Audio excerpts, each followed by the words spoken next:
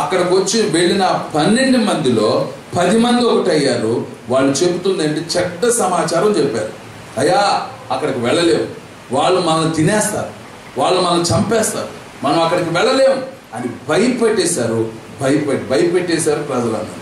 అప్పుడు వాళ్ళు ఏం చేశారు? ఏడవడం మొదలుపెట్టారు. ఎలుగెత్తి ఏడుతున్నారు. ఆ రాత్రి అంతా ఏడుస్తున్నారు.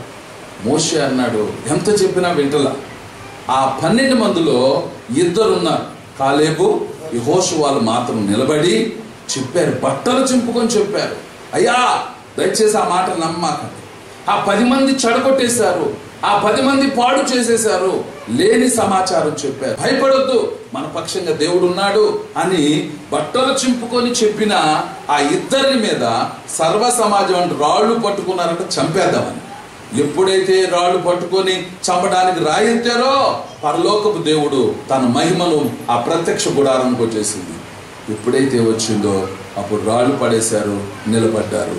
నిలబడిన తర్వాత దేవుడు అనేక విషయాలు చెప్పి ఆ చెడ్డ సమాచారం తెచ్చిన 10 మంది అక్కడికక్కడే ప్రాణాలు విడిచిపెట్టారు. ఇది చెప్తున్నానంటే, పంపించినప్పుడు వాళ్ళు వెళ్ళారు, చూశారు, 40 రోజులు ఆ పంట తిన్నారు, పరిస్థితులు తెలుసుకున్నారు. దేవుడు వాళ్ళ ముందు ఐగుప్తుని ఏం చేశాడో తెలుసు, ఎర్ర సముద్రాన్ని ఎలా చీల్చాడో తెలుసు, అమాలేకీయులు యుద్ధానికి వస్తే ఎలా జయించారో తెలుసు. ఇవన్నీ చూశారు. చూసి వారు ఈ ఇశ్రాయేల్ అందరినీ గలిబిలి చేసి పడేశారు. నిజమే, మన దేవుడు చెప్పిన మాటలను మోషే దేవుడు పంపించిన ప్రజలు ఈ 10 మంది కలిసి చెడగొట్టారే తప్ప దేవుని కొరకు నిలబడలేదు. కానీ దేవుని కోసం నిలబడి బట్టలు చెప్పుకొని చూసినట్టుగా వారు విన్నట్టుగా చెప్పిన 2 మట్టుకు కానాన్ దేశంలో అడుగు పెట్టారు. కానీ ఆ పైన ఉన్న వాళ్ళు ఎవరో కానాన్ దేశంలో అడుగు పెట్టల.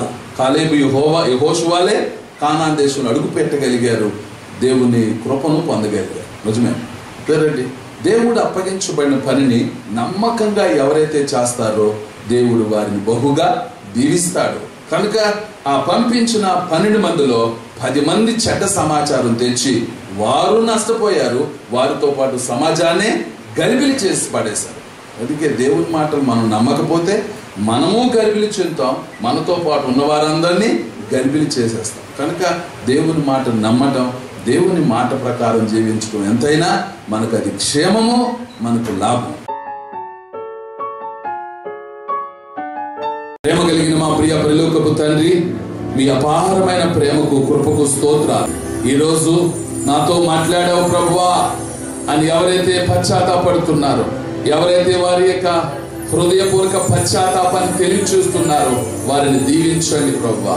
ఒప్పుకుంటున్న వారిని దీవించు, సరి చేసుకుంటున్న వారిని దీవించు, నీ మాటకు లోబడే వారిని దీవించు, ప్రార్థించే వారిని, పరిశీలనతో ప్రార్థించే వారిని, ఒప్పుకోలతో ప్రార్థించే వారిని దీవించండి నాయన. ఆశీర్వదించండి ప్రభువా. నీ కొరకు యథార్థంగా నమ్మకంగా పరిచయం చేస్తున్న వారిని దీవించండి దేవా. ఈ లైవ్ లో పాలు పొందిన వారిని దీవించండి నాయన. ఈ లైవ్ లో ప్రార్థనతో ఏకీభించిన వారిని దీవించండి నాయన. వారు ఎక్కడున్న సహవాసానికి, సంఘానికి, దేవునికి, సేవకునికి నమ్మకంగా వారి పరిచర్యలో కొనసాగుతూ ప్రభు రాజ్య విస్తరణలో, ప్రభు రాజ్య కార్యాల్లో పాలు పొందు వారిగా సిద్ధపరచండి, దీవించండి, దయతో జ్ఞాపకము చేసుకో నాయన. యేసు నామమున అడుగుచున్నాము తండ్రి, ఆమేన్.